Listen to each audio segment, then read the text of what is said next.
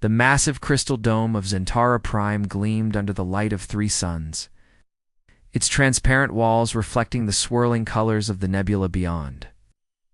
Inside the grand chamber, 12 different species sat in a perfect circle, their forms as diverse as the stars themselves. The air hummed with translation devices, working overtime to convert dozens of alien languages into something resembling universal understanding. Admiral Kethfer of the Vorthok Empire rose from his seat, his 8 tentacles moving with practiced grace as he activated the central holographic display. His blue-green skin glistened under the artificial lights, and his large black eyes held nothing but contempt as images of human spacecraft appeared in the air above them. "Behold," he announced, his voice carrying the weight of absolute certainty, "the so-called human fleet." The hologram showed a collection of metal vessels that looked clunky and primitive. Compared to the sleek designs favored by the advanced civilizations, these pathetic machines crawl through space like dying insects. Their fastest ships barely manage 2 light-years in a single jump. While our quantum-fold engines can cross entire sectors in minutes, the Luminary Delegate, a being of pure energy, contained within a crystalline housing, pulsed with what could only be described as amusement. Its light shifted from blue to yellow as it spoke through its voice synthesizer. "We have observed their attempts at faster-than-light travel. They use crude fusion drives that leave energy signatures visible from parsecs away. Our children could design better propulsion systems." Queen Zixara of the Zephyrian Hive clicked her mandibles together in a rhythm that sounded almost like laughter. Her insectoid form towered over most of the other delegates, her compound eyes reflecting the holographic displays in thousands of tiny fragments. "Our scouts have monitored their terraforming efforts on the Outer Rim worlds. They struggle with basic atmospheric processing that our workers complete in mere cycles. Their colonists die from environmental hazards that we solved millennia ago." The crystalline collective representative, a being whose body seemed to be made of living diamond, chimed in with a voice like breaking glass. "Their mining operations are laughably inefficient. They extract resources using primitive drilling techniques while we simply reshape matter at the molecular level. A single one of our harvester ships could outproduce their entire industrial complex." Around the chamber, other species nodded in agreement.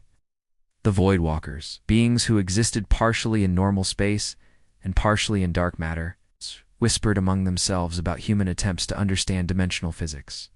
The Plasma Lords, creatures of living fire, mocked human energy weapons that seemed like toys compared to their ability to manipulate stellar cores. Admiral Kethfer gestured again, and the hologram shifted to show human military formations. "Look at their battle tactics. They form lines and fire projectile weapons like ancient savages. They have no understanding of quantum warfare, dimensional strikes, or temporal manipulation. Their biggest weapons are nuclear missiles that we could neutralize with a thought." The ethereal conclave delegate, a ghostly figure that seemed to exist in multiple phases simultaneously, spoke with a voice that echoed from everywhere and nowhere. "We have studied their communication methods. They still use electromagnetic signals that travel at the speed of light, our quantum entanglement. Networks provide instantaneous communication across galactic distances, yet they are proud of their primitive radio waves." Queen Zixara's antennae twitched with what passed for humor among her species. Their military leaders still rely on visual confirmation and sensor readings. They cannot perceive the higher dimensions where real warfare takes place. They are blind to the true nature of reality. The Titan Builders, massive beings whose bodies were constructed from living metal, rumbled their agreement. Their delegate's voice boomed through the chamber like distant thunder. "Their largest structures are pathetic. We have seen their space stations and orbital platforms. We construct ring worlds and Dyson spheres while they celebrate building a simple habitat that houses a few thousand individuals." The Psi Lords, beings whose mental capabilities far exceeded any known species, communicated through direct thought transmission. Their representative spoke aloud for the benefit of the less evolved species present. "We have attempted to scan their minds for signs of psychic development. They possess no telepathic abilities, no precognitive skills, and no capacity for mental manipulation of matter. They are deaf to the cosmic consciousness that binds all. Advance. D-Life. Admiral Kethfer's tentacles writhed with satisfaction as he continued his presentation. Their diplomatic efforts are equally amusing. They send ambassadors who speak in primitive languages and make crude gestures. They offer trade agreements for resources we can create from nothing. They propose military alliances when they possess no weapons we would consider actual threats. The nano-swarm delegate, a constantly shifting cloud of microscopic machines, buzzed with electronic amusement. We have analyzed their technology at the atomic level. Their computers use silicon-based processors that process information at speeds we achieved before we developed consciousness. Their manufacturing techniques are crude assembly processes while we manipulate matter at the quantum level. The energy wraiths, beings of pure electromagnetic force, flickered with what might have been laughter. They still require physical vessels to travel between stars. We exist as information patterns that can traverse any medium. They are trapped by their primitive understanding of the relationship between matter and energy. The quantum minds, entities, that existed across multiple realities simultaneously, spoke in harmonized voices that seemed to come from different dimensions. We have observed their attempts to understand parallel universes and alternate timelines. They theorize about concepts we experience directly. They're like children playing with toys while adults work with the fundamental forces of existence. Final delegate, representing the cosmic architects who built and maintained the galactic infrastructure, projected their thoughts directly into the chamber's translation matrix. Their greatest achievement is reaching their own star system's outer planets. We have reshaped solar systems and guided the evolution of entire star clusters. They celebrate traveling a few billion kilometers while we work on scales that span multiple galaxies. The chamber filled with sounds that, despite coming from radically different species, all express the same sentiment: complete and utter dismissal of humanity as any kind of threat or even worthy opponent. The translation devices worked furiously to convert clicks, buzzes, roars, chimes, psychic emanations into a universal language of mockery. Admiral Kethfer's presentation concluded with a final image showing Earth itself, a small blue world, orbiting an unremarkable yellow star. This is their home world, single planet with primitive life forms and basic atmospheric conditions. They have not even begun to harness their star's energy output. They are in every measurable way the most backward species we have encountered in our expansion across the galaxy. The vote was unanimous. Humanity would be classified as a primitive species, unworthy of inclusion in galactic affairs, and certainly posing no threat to the established order. The council members began to disperse, already forgetting about the insignificant species. From the third planet of an unremarkable star system yet far away, in the spaces between spaces where reality bent and folded upon itself, something vast and ancient began to stir. In the seventh realm, where human consciousness had learned to touch, the fundamental forces of existence, a presence that had been waiting for this moment, finally began to wake. 3 kilometers beneath the frozen wasteland of Antarctica, Dr. Sujin Park stood before a wall of monitors that displayed readings no textbook had ever described. The underground facility stretched for miles in every direction, its corridors, carved from solid ice and reinforced with materials that seemed to shimmer between existing and not existing. The temperature readings showed impossible numbers. The energy signatures defied every known law of physics, and the dimensional measurements made her head ache just looking at them. She had been working on the 7th Realm project for 15 years, ever since she graduated from the hidden academy where humanity's brightest minds learned to think beyond the boundaries of normal reality. The project had been running for over 2 centuries, passed down through generations of scientists who swore absolute secrecy. While the rest of the galaxy watched humanity struggle with basic space travel, they had no idea that humans had discovered something far more powerful than any conventional technology. The facility hummed with energy that came from everywhere and nowhere. Banks of quantum processors lined the walls, their crystalline cores pulsing with light that existed in colors human eyes couldn't normally see. Dr. Sujen's enhanced vision, modified through years of exposure to dimensional energy, allowed her to perceive the true nature of the readings. The sensors were detecting activity in the seventh realm, the dimension that existed between thought and reality. Captain Hunsol Kim walked through the command center with the quiet confidence of someone who had spent years learning to navigate impossible spaces. His neural interface, a thin band of living metal that wrapped around his temple, glowed with a soft blue light as it processed information from dimensions that normal humans couldn't even imagine.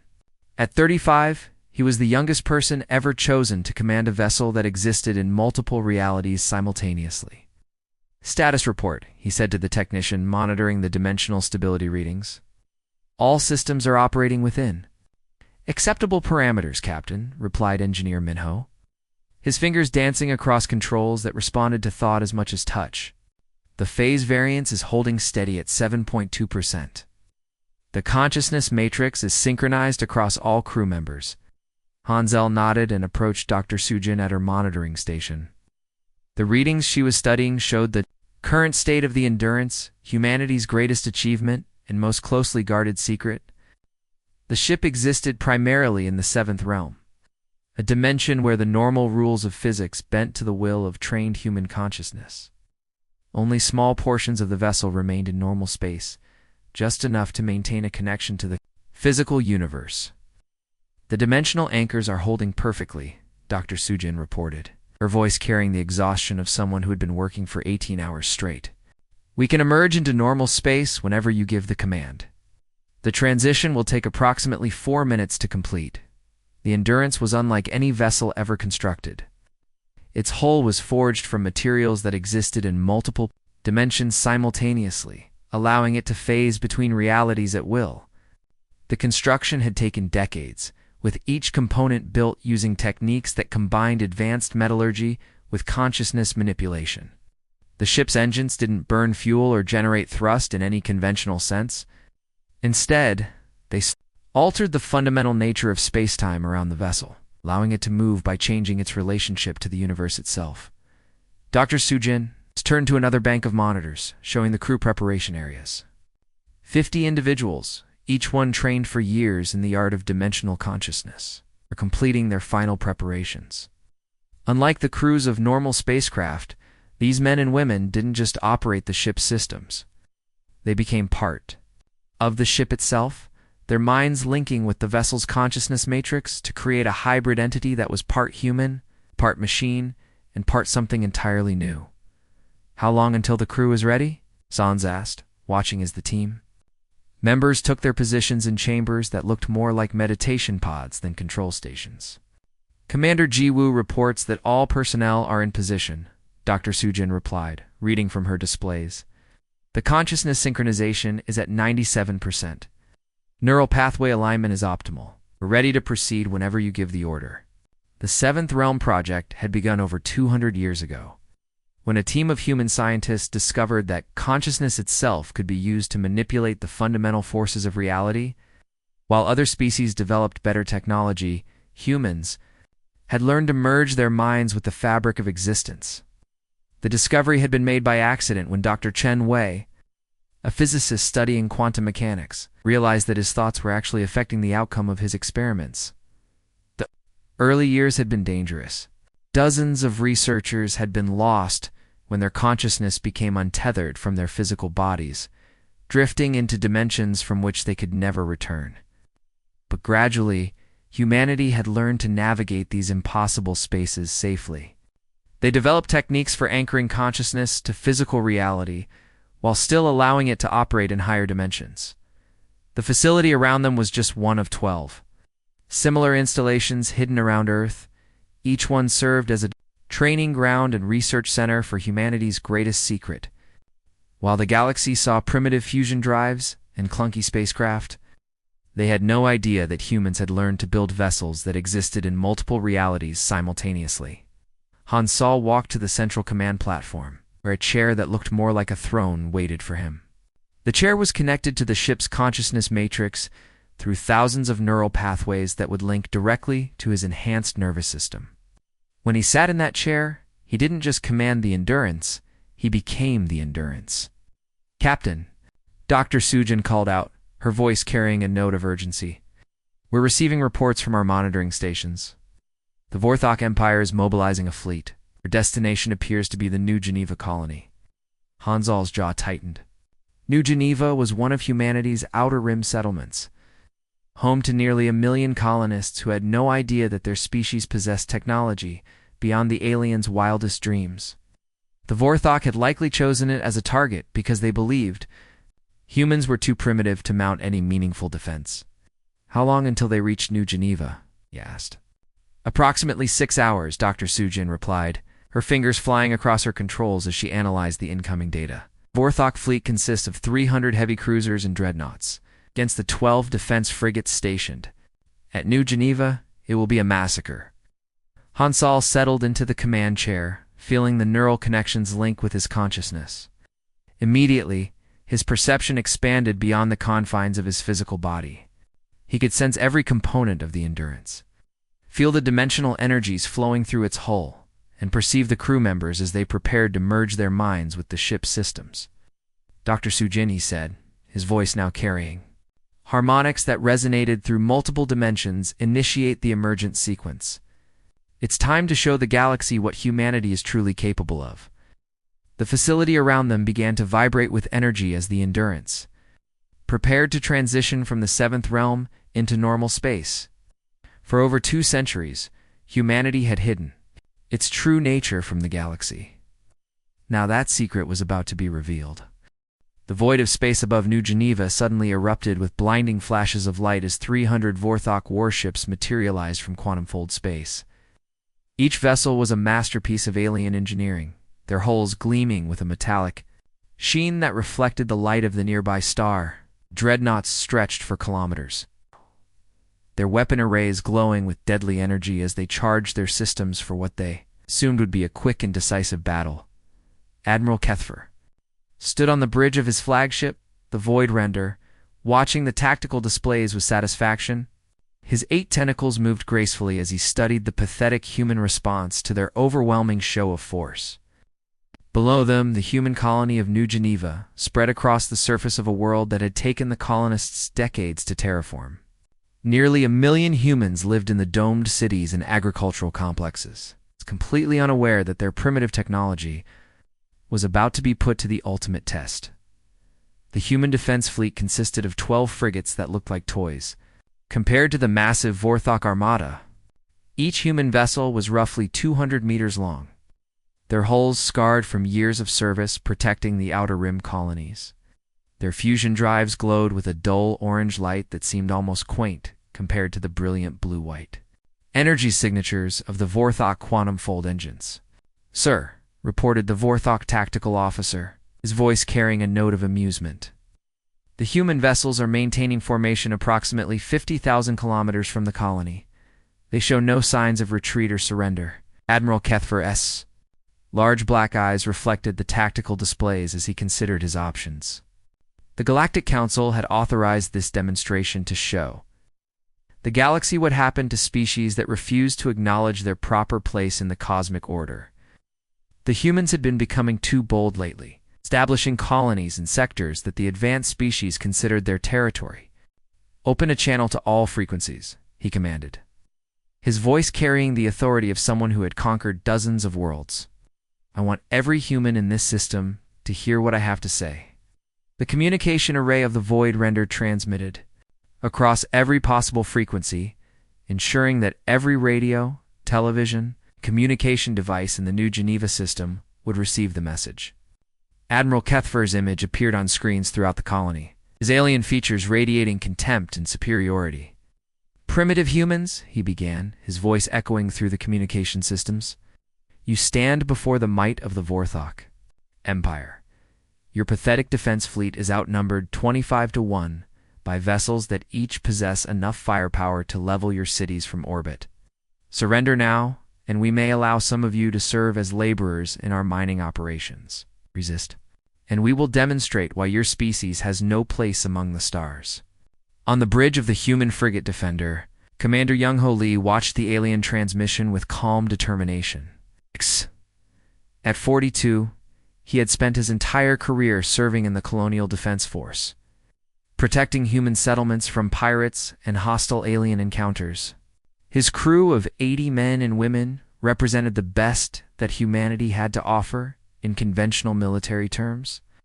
But they all knew that their weapons were no match for the advanced technology of the Vorthok Empire. "Sir," reported his tactical officer, "the Vorthok ships are charging their main weapons. Energy readings suggest they could destroy all of our vessels with a single coordinated strike." Commander Young-ho nodded, his hand moving to a special communication panel that few people knew existed. The panel was connected to a quantum entanglement transmitter that linked directly to the hidden facilities on Earth. For his entire career, he had wondered if the rumors were true, if humanity really possessed technology that could match the advanced alien species. "Open a channel to the Vorthok flagship," he ordered, his voice steady despite the impossible odds they faced. The communication link established. Commander Young-ho's image appeared on Admiral Kethfer's bridge. The Vorthok admiral studied the human with interest, noting the calm expression and steady gaze that seemed inappropriate for someone facing certain death. Admiral Young-ho said, his voice carrying across the void between the two fleets, "You came here expecting to demonstrate your superiority over a primitive species. You wanted to see what humanity is truly capable of when faced with overwhelming odds." He paused, a slight smile playing at the corners of his mouth. "Your wish is granted." Admiral Kethfer's tentacles writhed with confusion at the human's confident tone. The tactical displays showed that the human ships had made no aggressive moves. Their weapons remained powered down, and their formations suggested they were preparing for a defensive action rather than an attack. Yet there was something in the human commander's voice that sent an unexpected chill through the Vorthok admiral's consciousness. "Sir," called out the Vorthok sensor operator, his voice carrying a note of alarm, "we're detecting massive gravitational anomalies throughout the system. The readings are unlike anything in our databases." Above New Geneva, the fabric of space itself began to behave in ways that defied every known law of physics. The stars visible in the background started to shimmer and distort, as if someone was looking at them through water. The gravitational sensors on the Vorthok ships screamed warnings as they detected forces that shouldn't exist, pulling and pushing at space-time in patterns that made no sense. Admiral Kethfer's confidence began to waver as he studied the sensor readings. His species had mastered quantum fold technology and dimensional manipulation. But what they were detecting was beyond anything they had encountered. The gravitational anomalies weren't coming from any visible source, and the energy signatures were registering across spectrums that their instruments could barely detect. "What is causing these readings?" he demanded, his tentacles moving frantically as he tried to make sense of the data. "Unknown, sir," replied the sensor operator, his voice tight with fear. "The gravitational distortions are centered on coordinates that show as empty space, but the energy output suggests something massive is present. Our quantum fold drives are detecting interference patterns that shouldn't be possible." The space around New Geneva began to ripple like the surface of a pond disturbed by a stone. The effect was subtle at first, just a slight distortion in the starfield that made the background stars seem to dance and flicker. But gradually the distortions grew stronger, creating waves of bent space-time that spread outward from a point roughly 100,000 kilometers from the colony, the Vorthok fleet's formation began to shift as their ships detected the approaching anomaly. The massive dreadnoughts, each one a symbol of the Empire's technological superiority, suddenly seemed small and vulnerable as they faced something that existed beyond their understanding of reality. "Sir," reported the tactical officer, his voice barely controlled, "our weapon systems are detecting targeting interference. The gravitational anomalies are affecting our quantum fold cannons. We cannot achieve a target lock on the human vessels." Admiral Kethfer stared at the displays in growing horror as he realized that something was fundamentally wrong with his understanding of the situation. The humans had responded to his ultimatum with confidence rather than fear, and now space itself was behaving in ways that suggested they were not as primitive as the Galactic Council had believed. The ripples in space-time continued to grow stronger, and somewhere in the distance, something vast and impossible was preparing to emerge, from a dimension that the Vorthok had never imagined could exist. The fabric of space above New Geneva suddenly split apart like tearing cloth, creating a gash in reality that revealed something beyond the normal universe. The dimensional rift expanded rapidly, its edges crackling with energy that existed in colors the Vorthok sensors couldn't identify. Through the opening, something began to emerge that defied every law of physics the aliens understood. The Endurance appeared slowly at first, like a dream becoming solid. Its hull seemed to be made of metal that flowed like liquid, constantly, shifting between being completely solid and appearing transparent as glass. The ship's surface rippled with patterns of light that moved across its structure in ways that hurt to look at directly. As more of the vessel emerged from the seventh realm, the Vorthok crew realized they were looking at something that existed in multiple dimensions at the same time. The ship stretched for over 2 kilometers in length, but its exact size was impossible to determine because different parts of the vessel seemed to exist in different spaces. The bow appeared to be several hundred meters away, while the stern looked like it was simultaneously close enough to touch and infinitely distant. Energy flowed along the hull in streams that followed paths that bent and twisted through dimensions. The Vorthok couldn't perceive Captain Hansal's consciousness merged completely with the Endurance as the ship finished its transition into normal space. His awareness expanded beyond his physical body, spreading throughout the vessel and into the dimensional layers where the ship truly existed. When he spoke, his voice didn't come from any single location but seemed to resonate from the space around every ship in the system. Admiral Kethfer. Hansal's voice carried harmonics that made the Vortex translation system struggle to process the words. For 2 centuries, we allowed you to believe we were weak. We studied your civilizations, learned your technologies, and understood your ways of thinking while you dismissed us as primitives. You mistake our restraint for inability. The Vorthok bridge crew stared in horror at their sensor readings. The human vessel registered on their instruments as being present in at least 7 different dimensional layers simultaneously. Its energy output was beyond measurement, not because it was producing massive amounts of power, but because it was drawing energy from sources that existed outside normal spacetime. Sir, the tactical officer's voice cracked with fear. The human ship is showing impossible readings. Our sensors detected as being both solid matter and pure energy. It appears to be changing its fundamental nature at will. Admiral Kethfer's tentacles writhed in panic as he processed what he was seeing. The human vessel wasn't just advanced technology. It was something that challenged the very foundations of reality as the Vorthok understood it. The ship seemed to exist in a state of constant transformation, its hull shifting between different states of matter while maintaining its overall structure. All ships, open fire immediately, Admiral Kethfer commanded, his voice carrying the desperation of someone who finally understood they were facing something beyond their comprehension. Target the human vessel with everything we have. The Vorthok fleet responded instantly. 300 ships unleashed their quantum-fold cannons simultaneously, creating a barrage of energy that could have destroyed an entire planet. The brilliant beams of destructive force converged on the Endurance from every angle, their combined power enough to crack the crust of a world. The energy beams struck the human vessel and passed through it completely, as if it wasn't there at all. The Endurance existed in multiple dimensional layers. The Vorthok weapons could only affect objects that existed in normal space. The ship's hull shimmered as the attacks passed through it, but no damage was inflicted because the vessel simply wasn't present in the dimension where the weapons were operating. Impossible, Admiral Kethfer whispered, watching as his fleet's most powerful weapons proved completely useless against the human ship. Our quantum-fold cannons can destroy any known material. Nothing can withstand that level of concentrated energy. The Endurance didn't respond with conventional weapons. Instead, the ship simply focused its consciousness on 3 of the Vorthok dreadnoughts. The human vessels merged consciousness. A combination of 50 trained minds linked through the ship's systems examined the alien vessels at a fundamental level and made a simple decision. The 3 targeted Vorthok ships began to flicker like images on a broken screen.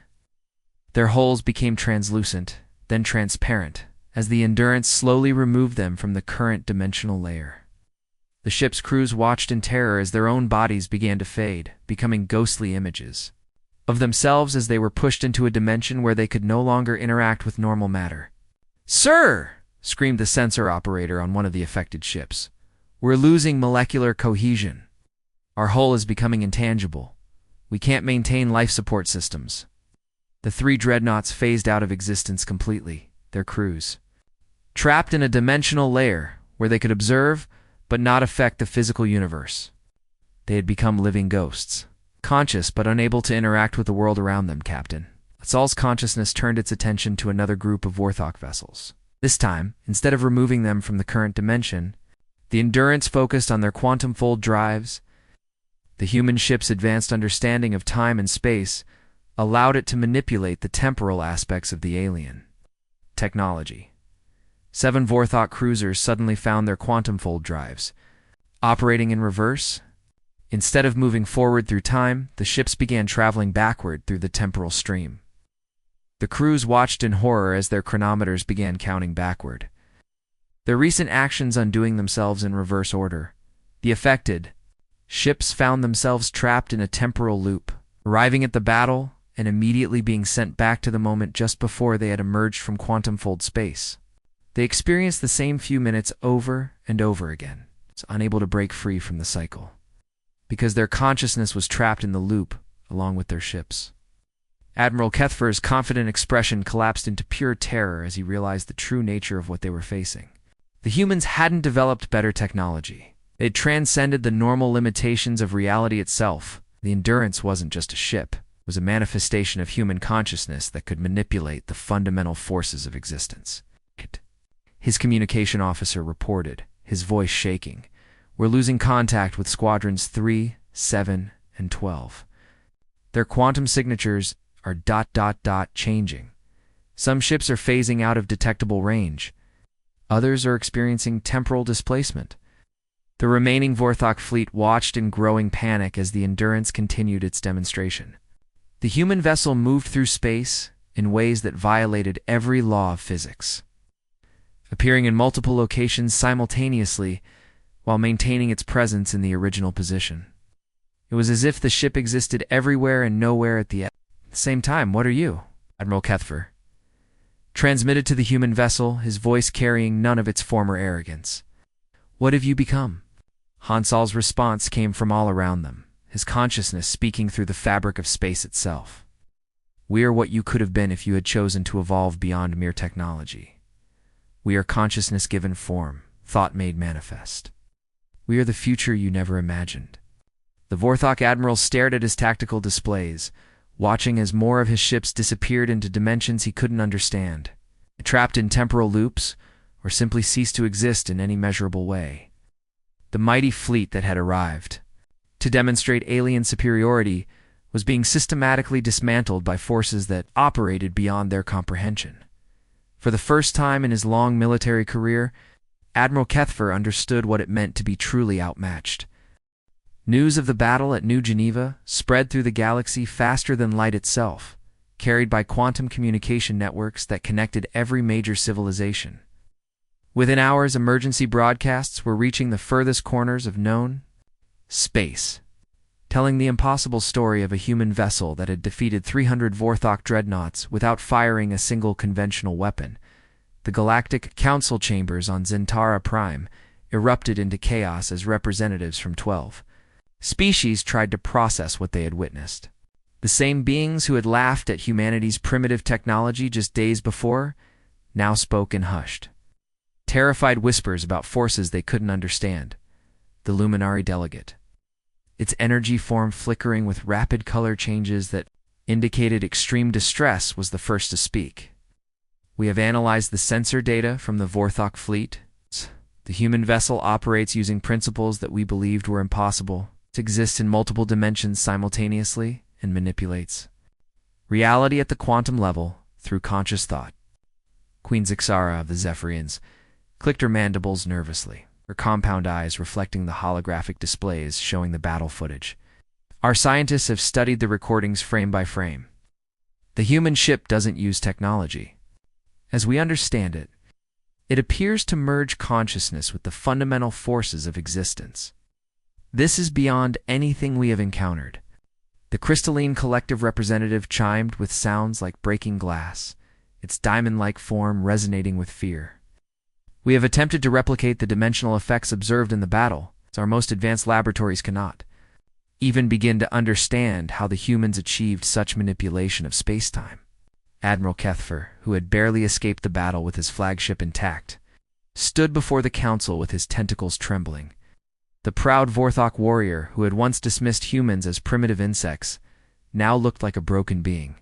The human vessel removed my ships from existence itself, not destroyed, not damaged, but completely removed from the current layer of reality.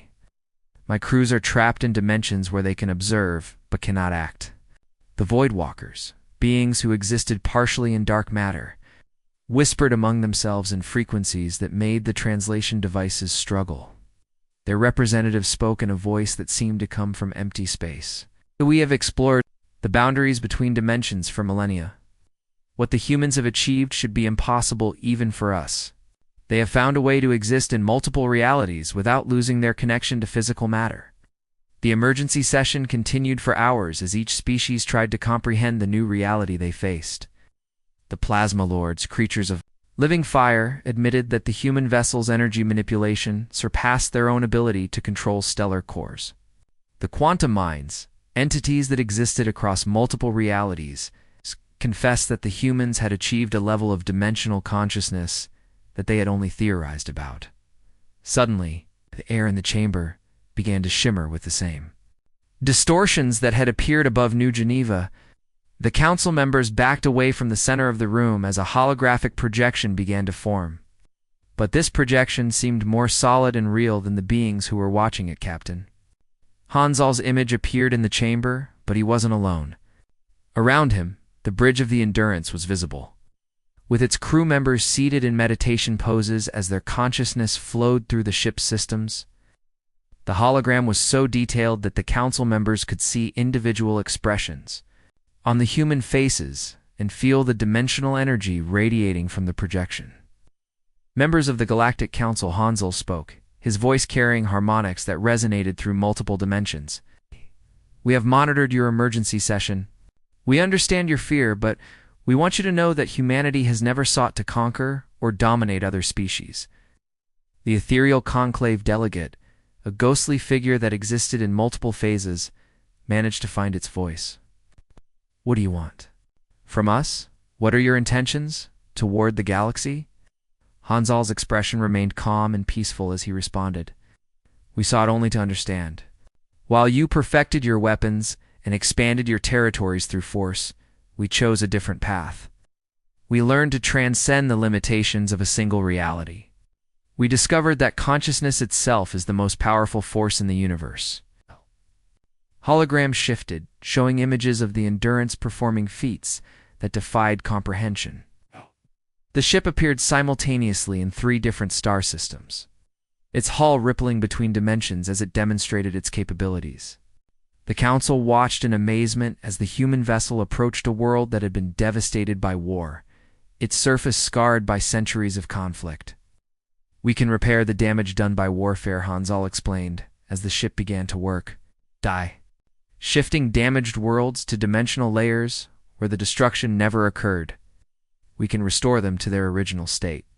The council members watched in stunned silence as the devastated planet began to heal. The scarred surface smoothed out, dead oceans began to flow with clean water, and withered forests returned to vibrant life.